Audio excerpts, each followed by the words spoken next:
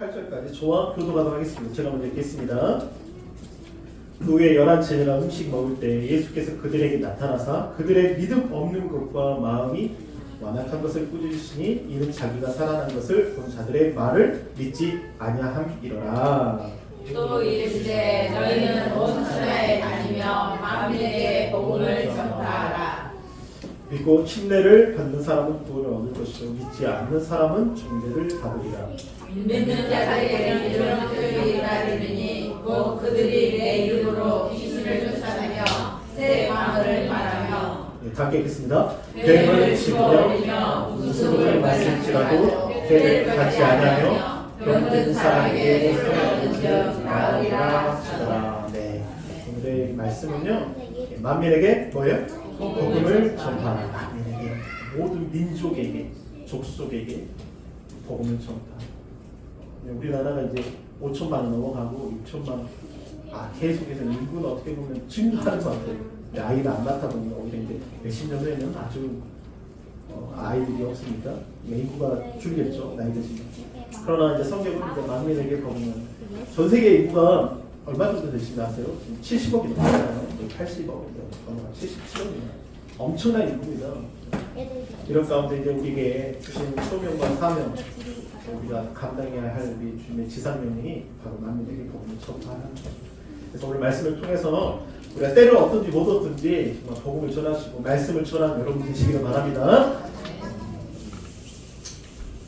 아까 말했지만 전 세계 77억의 인구 중 이제 복음을 전혀 들어보지 못하거나 최소한 접해본 이들의 대략이 몇 명이냐면 3억 이상이에요. 3억. 이게 77억 중에 복음을 한 번도 들어보지 못한 사람이 몇 명 정도 된다고 아직도 3억 이상이 된다는 거예요. 3억 이상. 그래서 이 미전독 종족이 대략 몇 개냐면 7,000여 개 된다는 거예요. 근데 여기 사진 보면 여기 보면 빨간색이 막 있잖아요. 보이죠? 십가 사무의 참 우리가 잘 아는 중동 지역과 아프리카 이게 정말 복음이 이제 듣지 못해. 이 빨간색이 이슬람, 무슬림 지역이에요. 엄청 많죠? 무슬림 지역이 상당히 많습니다. 그 다음에 파란색이 인도에 분포되어 있죠? 힌두교. 힌두교고, 그 다음에 이제 녹색 있죠? 녹색이 한 번씩 보이죠? 그게 이제 민족 종교, 사머니즘. 우리 민족 종교 우리가 같지만 이 사머니즘, 미신을 믿는 종교가 바로 이 초록색이고, 그 다음에 조금 보이는 이 주황색이 뭐냐면 붓다의 붓다. 왜요? 불교. 불교죠. 그러니까 전 세계 지금 복음이 가장 필요한 지역 딱 보이시죠? 어디 지역인지. 우리가 접해 있는 이 아시아 지역, 북아메리카는 이 지역에 아직도 복음이 필요하고 몇 명이 복음을 듣지 못했다고 한 번도 3억 명 이상이 복음을 듣지 못하고 있습니다.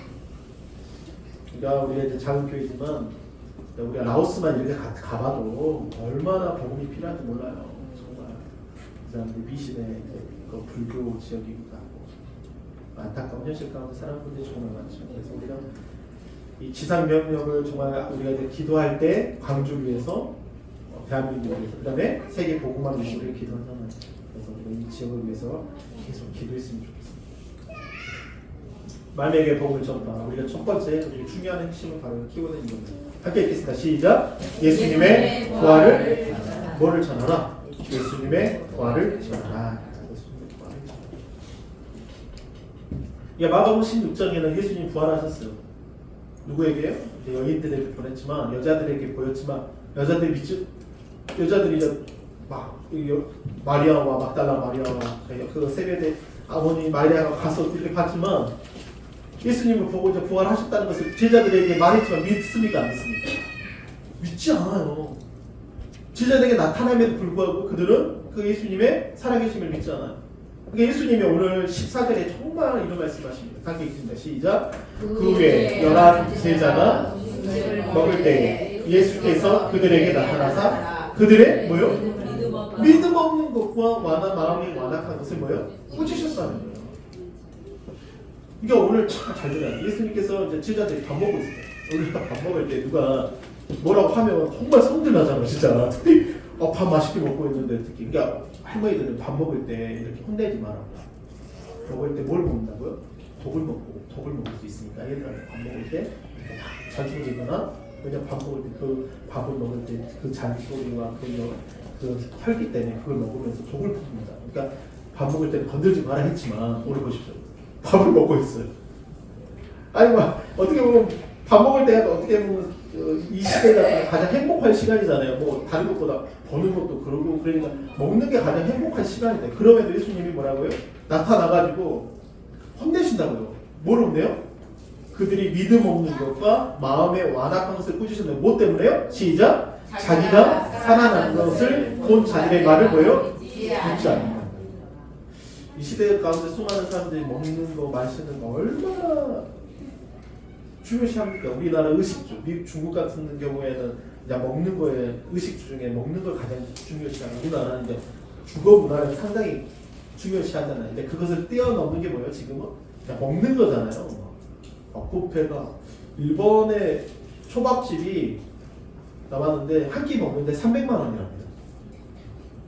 한 끼 먹는데 300만 원. 스시가 나오는데 오마카세입니까? 한 번 나오는데 그게 300만 원. 뭐 줄 서서 먹어요. 예약이 이미 꽉 찼어요. 이 사람들이 어떤 먹는 거. 근데 예수님이 오늘 이런 먹고 풍족하고 육신을 위해서 살아가는 어떤 사람.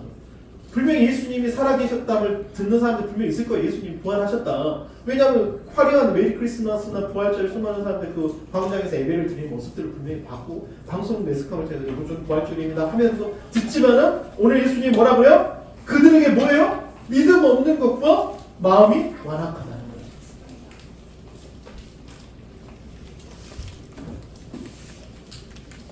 예수님의 부활하심 마가복음 9장 31절에 보면 이는 제자들이 가르치시며 또 인자가 사람들 손에 넘겨져 예수님 이미 마가복음 9장을 통해서 제자들에게 분명히 말씀하셨죠. 뭐라고 그랬냐면 이는 제자들을 가르치시며 또 인자가 사람들의 손에 넘겨져 죽음을 당하고 죽은 지 며칠 만에 살아나리라 3일 만에 살아나리라고 말씀하셨기 때문이더라. 이미 예수님께서 내가 죽고 부활하리라 내가 이미 죽음을 당하고 죽은 지 3일 만에 살아나리라고 그 제자들에게 그렇게 말했지만 제자들은 들어요 안 들어요? 한 귀로 듣고 한 귀로 흘러버려요. 여러분 이 시간에 앉아있지만 정말 예수님의 그 죽으심과 부활에 대해서 여러분 정말 전적으로 100% 신뢰하시죠? 할렐루야. 진짜죠? 네. 우리 그걸 믿어요. 세상 사람들은 어떻게 보면 신앙생활 하다 그 믿음이라는 자체가 흐트러져요. 조금씩 코로나가 있고 뭔가 자신의 환경 싸움에 예수님의 죽음 부활이라는 것이 흐려져서 이제는 예수님 앞에 예배 드리러 옵니까 안 옵니까? 안 온다고. 그 자를 가르쳐 예수님이 뭐라 그래요? 그들의 뭐예요? 믿음 없는 것과 마음에 완악한 것을 꾸짖으시는 것. 이게 우리가 복음 전할 때요 확실하게 하셔야 돼요. 우리가 그 사람을 이해해 줄 수 있어요. 그 사람을 받아들일 수 있어요. 그 사람에 대해서 그래 환경이 그럴 수도 있어요. 근데 주님은요 정확하게 말씀해요. 꾸짖으신다. 어떻게 꾸짖는 표현은 뭐야? 혼내시는 거잖아요. 야 너 그렇게 왜 믿음이 없어? 그렇게 말했는데도 왜 너가 듣지 않아? 그러니까 여러분 복음 전하실 때 여러분 담대함으로 하시기를 바랍니다. 그 사람이 안 들을 수도 있어요. 그러나 여러분 우리의 그 100%라는 그 신조와 믿음이 그들의 억눌렸던 어둠이라는 그 가운데 듣지 못하고 보지 못하는 자들에게 눈을 뜨게 하고 듣게 하는 그 놀라운 역사들이 여러분 삶 가운데 나타나시기를 바랍니다. 이게 믿음이에요. 우리 삶 가운데 중요하다. 우리 요한복음 11장 여러분 잘 아는 죽은 나사로 이야기입니다.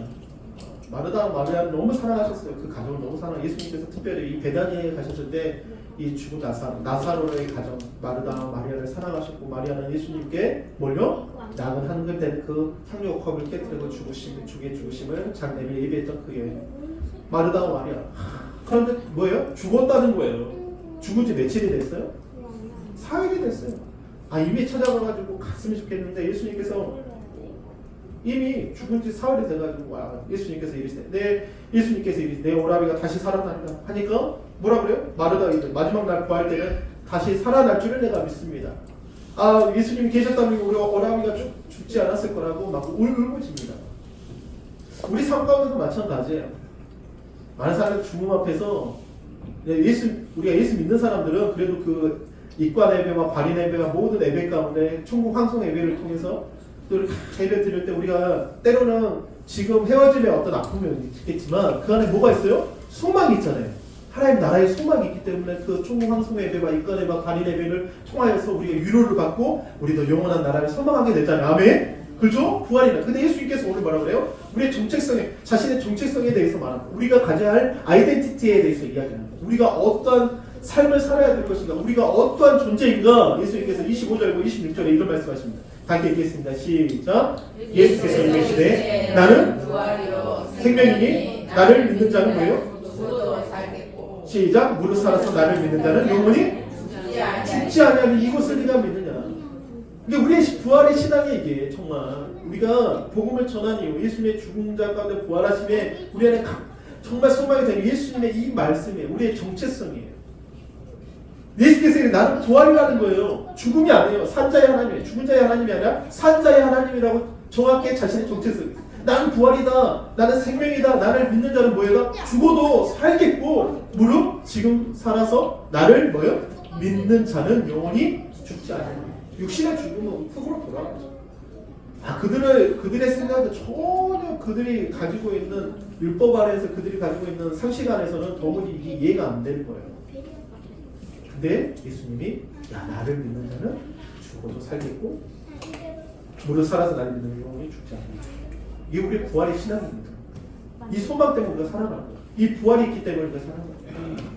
이것 때문에 우리가 기쁨이 되고 소망이 되고 어떤 환경에 처할지라도 죽음 앞에 수많은 사람들이 순교를 당한다는 거예요. 복음을 전하다가 순교당한 거 얼마나 많은 거예요. 지금 더 많은 사람들이 순교를 당합니다. 아까 말했지만 그 창에 그곳에 복음을 전하기 위해서 목숨을 걸고 가는 사람들 얼마나 많아요. 근데 그들 안에 이 복음의 안에는 우리 안에 부활이 있다는 거예요. 이 소망이 있다. 아멘. 이것잖아요. 그러니까 이 복음을 들어야지 정말 극한 어려운 환경 속에서도 예수님의 복음이 있으면 살고자 하는 거예요. 우리나라 얼마나 안타깝습니까? 빚에 대한 두려움, 가정의 어떤 여러 가지 환경입니다. 근데 복음을 알아요. 예수를 전하시기를 바랍니다. 할렐루야. 이 부활의 복음을 전하시기를 바랍니다. 고린도 전서 15장에 우리에게 말씀하십니다. 시작. 그리스도께서 죽은 자 가운데서 다시 살아났다 전파되었거늘 너희 중에서 어떤 사람들은 어찌하여 죽은 자 가운데서 뭐야? 부활이 없다 하느냐. 만일 죽은 자의 부활이 없으면 그리스도도 다시 살아나지 못했어요. 이 부활이 있기 때문에 우리가 소망입니다. 부활이 있기 때문에. 여러분 전 세계에 77억의 인구가 있습니다. 이 77억의 인구. 근데 안타까운 사실은 뭐냐면요. 이 선교 지역에 가야 할 그 선교 지역이 우리가 생각했을 때 몇 퍼센트나 들어가는 것 같아요? 지금 2022년 기준으로 3.5%밖에 못 들어간답니다. 그러니까 100% 중에 정말 복음이 필요한 지역에 선교 지역을 간 선교사님들이나 이런 파송 받은 사람들이 몇 프로밖에 안 돼요? 3.5%밖에 안 된다는 거예요. 이게 가는 곳은 안전한 곳은 가고 사람들이 많은 곳은 가는데 정말 복음이 필요한 곳은 3.5%밖에 안 돼요. 우리나라도 그랬죠. 우리나라도 1900년도만 해도 이 나라 어떤 나라예요? 미신 나라였어요. 3인주의 빠져가지고 이렇게 비고 복음 전하면 코쟁이라고 얼마나 많은 선교사님은 순교당하셨습니까? 고통당하셨습니다. 근데 그 교회 그 피해 안에 한국 교회가 지금 세워졌잖아요. 아멘. 저는 솔직히 나이 여러분한테 보면 저는 목회를 오래 하기보다는 좀 안정되고 또 후임자 있으면 좀 그렇게 생각하지만 정말 태에서 또 선교 지역에 왔다 갔다 하면서 또 교회도 세우고 할렐루야. 네. 그랬으면 좋겠어요. 우리 교회. 우리 침례교단 우리 교수님 중에 이영모 교수님 아주 유명한 신학교 우리 대학원 교수님 선교학을 담당하시는 우리 교수님이 이런 이야기를 하셨어요. 선교의 근거는 뭐다? 선교의 근거는 뭐다? 부활이다. 네. 그래서 이영모 교수님 이런 걸 하셨는데요. 예수께서 자신의 미리 말한 것처럼 실제로 죽었고 그 죽음 너머에서 하나님의 권능으로 다시 생명 세계로 돌아온 부활의 사건이 역사적인 사실이라면 기독교는 독선적으로 보일지라도 감히 타 종교를 향하여 우리만이 진리라고 주장한 근거를 가지게 된다. 실제로 세계 어떤 종교도 이런 부활의 역사성을 뭐예요? 가지고 있지 못하다. 그러면서 뭐예요? 부활. 다시 얘기했어요. 시작. 부활은 기독교 모든 주장의 근원이며 동시에 뭐예요? 성교의 근거인 것이다. 아멘. 우리 이제 희원자매 맞지만 희원교회 희원 자매님이 다니는 교회 선교사님이 한 50가정 되죠. 네. 엄청납니다. 훈련 받아서 저도 도전받아. 부활의 기도, 부활은 기독교 모든 주장의 근원이며 동시에 선교의 근거인 것이다. 선교의 근거. 우리에게 부활이 없으면 아무 우리가 전하는 거 헛된 거예요. 여전히 우리 제 안에 있는 거예요. 예수의 부활이 있기 때문에 우리가 지금 복음 가서 전하는 거예요. 왜냐하면 세상에 많은 종교가 이와 비슷한 유사한 것들이 많거든요. 여러분 인도에 가면 불교의 그 벽화를 그렇게 보셨지만 예수님의 행적과 거의 비슷한 행적들이 이 벽화에 붙어져 있어요. 귀신도 쫓고요, 병도 고치고요. 이적들이 나타납니다. 떡을 주면 그 떡이 막 많아져 막 먹는 그런 일들이 있다니까. 근데 유일하게 하지 못하는 게 뭐예요? 부활이라는 거예요. 아멘. 이게 우리의 소망이라는 거예요. 고린도후서 3장 18절 우리 함께 읽겠습니다. 시작. 우리가 다 수분을 벗은 얼굴로 거울 보는 것 같이 주의 영광을 보매 뭐예요? 그와 같은 형상으로 변한다는 거예요. 아멘. 영광에서 영광이. 그러니까 우리가 소망이 되는 게 뭐냐면 마지막 날 우리가 거울을 보잖아요. 거울을 볼 때 자신의 얼굴이 있잖아요. 그죠? 머리부터 발끝까지 그 거울 안에 자신의 모습이 비치는 것처럼 우리가 마지막 주 앞에 서는 날 또 우리가 다 수건을 벗은 그 얼굴을 보는 것 같이 보니까 어떻게 돼요? 그와 같은 형상으로 부활의 형상으로 변한다. 그래서 스데반이 이미 그 얼굴 심사를 받았다 했죠. 그 죽음 앞에서 돌을 맞는데도 불구하고 그 자는 저들의 죄를 저들에게 돌리지 말라고. 그 주님 인자의 그 누구도 한 번도 하늘에서 그 인자 하늘이 열리고 인자가 서신 것을 본 사람 유일하게 신학교에 누구요? 스데반. 네.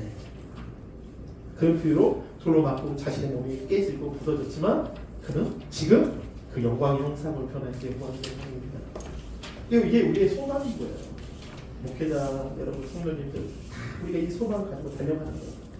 지금 내 모습이 비록 이럴지라도 내 환경이 이럴지라도 그것을 뛰어넘어서 여러분 영광의 형상이 변화되어서 그 형상으로 변해야 돼. 영광에서 영광이 이르는 그 주의 영으로 만족하는 그 역사들이 여러분 삶 가운데 나타나시기를 바랍니다. 아멘.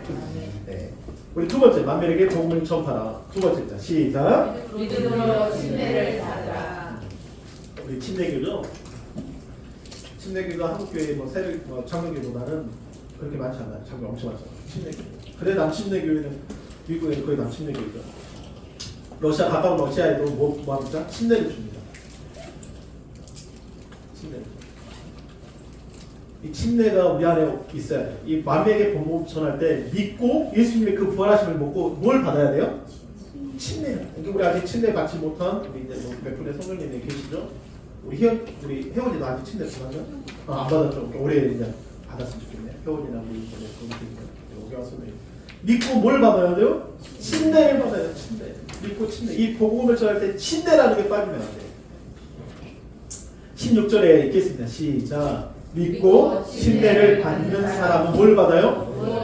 아, 이거 정말 중요해요. 우리가 생각할 때 이 침례가 의식이긴 하지만 이 침례 안에는 엄청난 비밀과 하나님의 계획하심과 놀라운 하나님의 섭리하심이 있어요. 이거는 창세전부터 만세전부터 하나님께서 작정하신 뜻이에요. 우리가 그냥 침례 이렇게 물 들어갔다 이렇게 나오는 이게 이 수준이 아니라 우리가 예수님의 그 부활하심을 믿는 자들에게 정말 침례라는 것은 우리에게 어떤 역사가 일어나면 이제 구원을 받는 놀라운 그 역사가 일어나요. 그래서 믿지 않는 사람, 근데 뭐예요? 믿지 않는 사람 뭘 받아버려요? 전제. 이미 믿지 않는 사람은 정죄받는다는 거예요. 정죄가 뭡니까? 너 죄인이다. 넌 영원한 행벌이다. 거기서 벗어날 수 없다. 사슬에 묶인 사람이 그 사슬에 아무리 끊으려고 해도 끊을 수 없어요. 자신의 힘으로 끊을 수 없어요. 열쇠를 가져오든지 그걸 때려버리는 뭐가 그 강력한 힘이 있어야지 그것을 끌어낼 수 있는 거잖아요. 예수님의 죽음과 부활이 마치 그런 거예요. 우리 인생으로 도무지 끊을 수 없는 이 쇠사슬 같은 온몸에 묶여있는 그 쇠사슬을 예수님의 그 죽으심과 부활을 통해서 그를 쇠사슬을 끊어버리셨다고요. 할렐루야. 그러니까 그 믿을 때 우리 안에 그 정죄가 벗겨지고 우리를 자유케 하시는 거예요. 그리고 예수의 죽음과 부활에 내가 동참하는 그것을 침례라고 말합니다. 이 침례, 예수님의 상식, 많은 사람들이 우리 세례 물 냈다 이렇게 막 하지만 실질적으로는 침례가 이게 정말 우리를 잠겼다는 그 역사가 맞아요. 이게 다 우리가 하는데 세례하니까 거기 물 침례 예수님이 했는데 거기다 물 뿌렸다는데 그건 아닙니다. 진짜. 침례라는 게요 많은 역사심이 있어요. 이 안에 비밀이 있는데요. 우리는 주 예수님을 믿음으로 뭐예요? 구원을 받습니다. 근데 이 놀라운 구원은 하나님 앞에서 구원받는 것으로 가리키는 것으로서 이 침례는 죄들의 용서함을 받고 아멘 할렐루야. 그 다음 영원한 형벌을 멸하고 할렐루야. 그 다음에 거듭나고 하나님의 영원한 생명을 가지며 하나님의 자녀가 됨을 뭐예요? 포함한다. 그러니까 우리가 침례가 그냥 하는 게 이게 뭐냐면 우리가 죄들의 용서를 갖고 영원한 형벌에서 멸하고 우리 안에 거듭나고 하나님의 영원한 생명을 가지며 하나님의 자녀가 다 됨을 포함하고 있는 게 바로 침례라는 거예요. 우리 성도님도 계시지만 이제 우리 교회 나오십니다. 교회 나오면서 내가 어제 통화하면서 좋아하시다. 왜 좋아하실까? 오셔가지고 뭐가 좀 뭔가 자유케 되어지잖아요. 뭔가 하나님의 자녀가 되고 천지에서 본격해지고 이제 우리는 믿음을 통하여 하나님의 영원한 생명을 얻었고 하나님의 뭐가 됐다? 자녀가 되었습니다. 그 다음 우리는 침례를 받음이 필요합니다. 마가복음 16장 10절에 시작 믿고 뭐요? 침례를 받는 사람은 구원을 받을 것이다. 맞습니다. 믿음은 우리가 그리스도 안에 뭐요? 들어감의 내적인 뭐요? 실제이고 침례를 받으면 우리가 그리스도 안으로 들어감의 뭐요? 외적인 승리. 이게 좀 어렵죠. 외적인 승리다. 간직이며 선포라는 거예요. 잠겼어요. 우리 사도행전 8절에 보면 빌립과 에데오파 니시에 대해서 이야기가 나옵니다. 빌립과 이 집사 빌립, 전도했던 집사 광야에 갔어요. 아니 주님이 갑자기 광야로 가는 거예요. 광야에 사람이 있습니까 없습니까? 사람이 없어요. 근데 예수님께서 갑자기 빌립의 성령의 인도함을 받아서 광야로 보내셨어요. 광야. 근데 그 광야에서 누구를 만납니까? 에데오파 니시를 간대의 니시. 국고 모든 국고를 맡았던 이 니시. 이 에디오피아와 이스라엘은 거리가 약 900km에서 1000km 된대요. 엄청난 거리입니다. 거기를 마차를 타면서 가면서 예배드렸던 어떻게 보면 신실한 그런 사람이었습니다. 이 에디오피아 내시가 이사야 글을 보다가 도무지 말이 무슨 말인가 양쪽을 깎는 그 양이 하나인가 무슨 말인가 모르는데 빌립이 가서 복음을 전하러 가서 그 에디오피아 내시를 만났습니다. 그래서 복음을 전하게 돼요. 그리고 35절 시작 빌립이 입을 열어 이 글을 시작하여 누구를 가르쳐요? 예수를 가르칩니다. 부활의 주님을 가르쳐요. 복음을 전합니다. 그리고 나서 중요한 일이 일어납니다. 시작 36절 시작 길 가다가 물이 있는 곳에 이르러 그 내시가 말하되 보라 뭐가 있다? 물이 있으니까 시작 내가 침례를 받음이 무슨 거리낌이니 아멘. 지금 그 사람이 성경을 보고 깨닫지 못해 예수의 복음을 듣고 나고 그의 죽음과 부활하심을 듣고 나서 그가 처음에 이야기했던 게 뭐예요? 침례였어요. 침례. 물이 있으니까 그 예수님과 영접하고 싶습니다. 도무지 구약에서는 깨닫지 못했던 거예요. 구약에 그 메시아가 온다고 했지만 도무지 그가 누군지 몰랐어요. 근데 그 메시아가 빌립을 통해서 그가 바로 예수 그리스도다. 아멘. 그가 죽은 자 가운데 부활하셨다. 이제 그 그리스도의 십자가의 부활 십자가의 죽음과 부활을 통해서 내 연합하려고 합니다. 침례를 그 자리에서 주게 됩니다. 아멘. 놀랍지 않습니까? 우리 침례에서 우리 골로새서 2장 12절과 베드로 3장 21절이 있는데요. 함께 읽으면 골로새서 2장 12절 시작 너희가 침례로 그리스도와 함께 뭐에 됐다? 뭐에 됐다? 장사됐다. 시작 또 죽은 자들 가운데서 그를 일으키신 하나님의 역사를 믿음으로 말미암아 그 안에서 어떻게 됐다? 일으키심을 받았다. 내가 죽었다는 거예요. 장사되어졌다는 거예요. 그리고 일으키심을 받았다는 거예요. 놀랍지 않습니까? 저 요단강에 가도 이스라엘 우리 다음에는 우리 성도님들 이스라엘 한번 손짓 가게요. 지금부터 10만 원씩 하십시오. 10만 원씩 하면 이스라엘만 가면 한 300만 원에서 200만 원 가요. 이스라엘만 가면 한번 그 갈릴리 바다도 정말 한번 가보고 그 요단강에서 정말 침례 줬던 그 요단강에서 그 요한의 그 모습 그래서 거기서 침례도 갔거든요. 한번 소망이 없어요. 아니 솔직히 커피 좀 안 먹고 싶은 거 좀 안 먹으면 한 달에 그냥 10만 원 못 먹는 거야. 그래서 좀 이번에 라오스도 이제 100 얼마에 갔지만 우리 한번 가봐야 될 거 아니야. 할렐루야. 할렐루야 너무 많이 한다. 가봐야 될 거 아니에요. 이스라엘 가봐야죠. 언제 가보겠어요 진짜. 우리 소영님 모시고 한번 가봐야지. 네? 가셔야지. 우리 가가고 그 예수님의 행적들을 보고 그 요단강에서 침례를 베드로전서 3장 21절 시작 물은 뭐예요? 예수 그리스도께서 부활하심으로 말미암아 이제 너희를 구원하는 편이 뭐예요? 곧 뭐예요? 침례. 이는 육체의 뭐요? 더러운 것을 제하여 버리면 아니라 하나님의 선한 양식. 그래, 더러운 양식. 그럼 하나님의 향해 찾아가는 거야. 나는 죽었다. 나는 죽었다. 사도 바울이 그래서 맨날 뭐라고요? 나는 죽고 내 안에 누가 사신다고요? 예수가 사신다. 이 침례의 역사가 그런 거야. 나는 죽었어요. 장사되어졌어요. 이 그림 한번 보십시오. 3장 7절 이런 말씀이 있습니다. 다 하겠습니다. 시작. 누구든지 그리스도와 합하기 위하여 뭐를 하며 침례를 받는 자는 누구의 옷을 입었다? 세상에 좋은 옷들이 많아요. 비싼 옷들 많아요. 뭐 와이셔츠 요즘에 들어가는 와이셔츠 하나 입었는데 그 와이셔츠 150만 원이래요. 와이셔츠 한 장이. 한번 입어보시면 와이셔츠 그 입으면 막 어떻게 막 날아가는지 모르겠는데 150만 원에 와이셔츠 하나가 집사님 150만 이렇게 뭐가 있을까? 총 맞으면 이게 딱 막아볼까? 150만 원. 이거 보면 우와 150만 원짜리 와이셔츠도 있구나. 아니 근데 싼 거겠죠. 또 그것도 더 비싼 거 있겠지. 그런데 오늘 뭐라 그래요? 누구든지 그리스도와 합하기 위하여 뭘 받는 자? 침례를 받으면 뭐 입어요?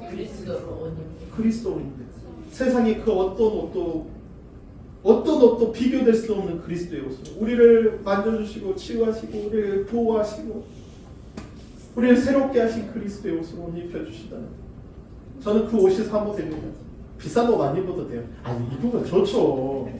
입으면 좋잖아요. 뽀대는 나잖아요. 그죠? 나도 옷 좋은 거 입고 싶어요. 근데 그 옷보다 더 사모되는 옷은 뭐냐면 그리스도의 옷입니다. 아멘. 여러분 그리스도 옷으로 날마다 입으시기를 바랍니다. 이 시간에 좀 여기 어디고 갈 때는 그리스도 옷으로 다 입고 나가시길 바랍니다. 할렐루야. 네, 성가복 다 가져가세요. 네. 여러분 잘 아는 이 바울과 실라가 복음 전하다가 어디에 갇혔어요? 어디 갇혔죠? 감옥에 갇혔어요. 감옥에. 왜요?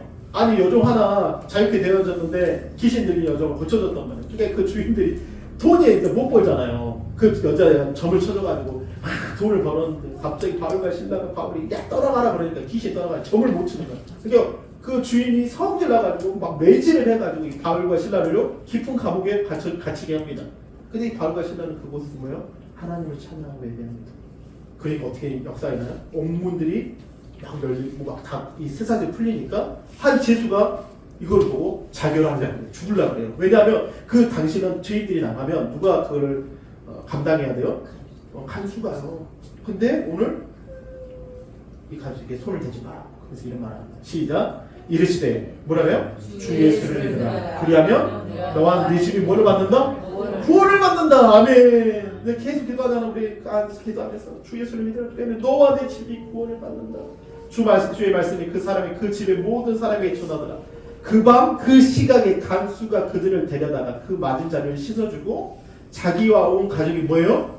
뭘 받아요? 침례를 받았다. 이게 무슨 일입니까 진짜?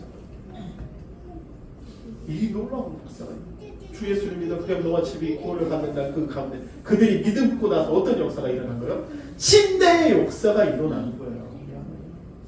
그러니까 교회 가장 큰 행사가 뭐예요? 새 가족들이 양육받고 교육받고 그 다음에 제일 뭐요? 침례 받을 때 모든 순간. 그래서 미국은요 이 침례탕이 뒤에 있습니다. 목회자 뒤에. 그래서 이 목회자 뒤에 있어서 이 침례탕을 이 새 가족들이 예수 믿고 구원받는 그 침례를 받기 위해서 이 여기서 잠수 이렇게 쭉 계단으로 내려가서 그 자리에서 침례 받고 딱 올라가요. 그럼 성도들이 박수를 그렇게 치요. 또 밖에서 낫기도 하지. 이 놀라운 역사가 일어납니다. 그래서 그 이스라엘 가면요 침례를 다시 한 번씩 받아보고 싶어가지고. 아멘. 10만 원씩 지금 하세요. 내후년에 한번 가게요. 빨리 해야 돼. 빨리 가야 돼요. 지금 안 가면 올라가야 물가가. 한번 준비하시. 그래서 그들이 데리고 자기 집에 올라가서 음식을 차리고 그와 온 집안에 하나님을 믿음에 뭐예요? 크게 기뻐하더라. 얼마나 좋습니까? 우리 가족이 구원받는. 여러분 다른 것보다 가장 크게 뭐예요? 어떤 기분? 내 가족이 구원받는 거잖아요. 예수 믿는 거잖아요. 그거보다 더 큰 게 어디 있습니까? 그렇잖아요. 우리 기도 제목이잖아요. 침례의 의미 나왔어요. 침례의 의미 잘 나와있죠. 그림이 잘 표현되어 있어요. 그리스도의 침례는 우리를 구원을 이루신 하나님의 죽음 또한 매장 부활을 상징적으로 보여주면서 특별히 성도들에게 예수님과 똑같이 죽었다가 뭐예요? 부활한 자들에게 보여주는 매우 중요한 뭐예요? 규례이다. 세례에서는 성도들이 그리스도와 함께 죽어서 묻었다가 다시 일어나는 것, 즉 사도가 매장 부활이 뭐요? 전혀 드러나지 않는다는 거예요. 이게 좀 안타까워. 많은 세례를 준다지만 그게 드러나지 않아요. 그러나 우리는 침례 안에서 그분과 함께 묻혔고 침례 안에서 그분과 함께 뭐요? 일어난다. 이게 킹제트 버전이거든요. 사망, 예수님은 죽었다. 이 다음 매장 내가 죽었다. 그래서 부활. 이제 것을 보라 지나갔으니 새 것이 되었도다. 할렐루야. 마태복음 28장입니다. 그래서 우리가 알아야 돼요. 이번 한 주간에도 우리가 예수의 부활을 전하시기를 바랍니다. 그 부활을 전하고 그들이 믿음 안에서 구원받는 역사가 있기 위해서 뭘 받아야 돼요? 침례. 그러니까 그들이 하고 나서 하면 그 에디오피아 내시가 물이 있으니까 침례 받자. 내 예수 아빠 연합하기를 원한다. 그리스도와 연합하기를 원한다. 우리 혜원이하고 또 우리 오경 선생님도 우리 소영 선생님과 몇 분 계시잖아요. 우리 정말 올해는 그게 축제입니다. 그게 축제. 여러분 기도해 주시고 양육돼서 정말 그런 역사가 일어나요. 근데 마태복음 28장에 주님이 이런 지상명령 우리에게 주십니다. 다 읽겠습니다. 시작. 그러므로 너희는 가서 모든 민족을 제자로 삼아 아버지와 아들과 성령의 이름으로 몰려 침례를 베풀고 시작. 내가 너희에게 분부한 모든 것을 가르쳐 지키게 하라. 내가 세상 끝날까지 너희와 항상 함께 있으리라. 아멘. 우리 새벽교회 하는 역사가 일어나요. 제가 2월 28일 가가지고 무슨 말을 할까? 25일에 가면 무슨 말을 할까? 또 우리 교회에 주신 비전이 뭐지? 30배, 60배, 100배 맺는다. 좋은 땅이 되어 열매 맺는다. 여러분 이게 모든 영역이 상관도 있지만 우리 가장 중요한 것은요. 한 영혼이 천하보다 귀합니다. 어저께 오셔가지고 그 선교사님 자신의 모든 자비량을 해서 개척교회 미자립 교회에서 막 그렇게 흘려보내요. 솔직히 어떻게 보면 재료비 제가 드렸지만 자기가 흘려보냅니다. 근데 교회 안에 안타까운 게 뭐냐면 아이들이 없다는 거예요. 그리고 지금같이 외국처럼 막 오라 그러면 외국은요 막 100명 온다는 거 몇백 명 더 와버리죠. 필리핀이나 뭐 베트남이나 이런 데.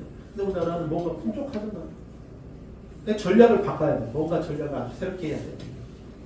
그러니까 정말 이거 복음을 위해서 여러분이 기도를 해주시고 또 여러 가지 열심히 양면으로 힘써주시고 그래서 우리 교회 안에 정말 아이들의 웃음소리가 끊이지 않고 우리 가서 정말 우리 개척교회가 개척교회 힘든 게 아니다. 구력이다. 하나님 그런 일 채워주십니다. 우리 선교사님 가시면서 뭐라고 하시지 아세요? 목사님 교회는 반드시 배로서 성장할 거라. 수많은 교회를 가봤대. 근데 그 교회를 딱 보면 안 돼. 목사님 교회 성장. 50명 되면 금방 100명 넘어간다. 진짜. 여러분 우리 그런 역정을 가지고 우리가 뭐 양도 있고 여러 가지 있지만 우리 하나님이 정말 원하는 땅 끝까지 이르러 뭐예요? 복음을 전하. 내 증인되라고 했던 것처럼 우리 그 역사가 우리 새벽교 안에 있을 수 있도록 충만케 해달라고 오늘 말씀을 생각하시면서 다시 한번 만민에게 복음을 전하라. 첫 번째 시작. 예수님의 부활을 전하라. 두 번째 시작. 믿음으로 침례를 받으라. 우리 역사가 우리 교회 안에 충만하도록 하나님 역사해달라고 우리 예수여 하고 기도하도록 하겠습니다. 하나님 아버지 감사합니다.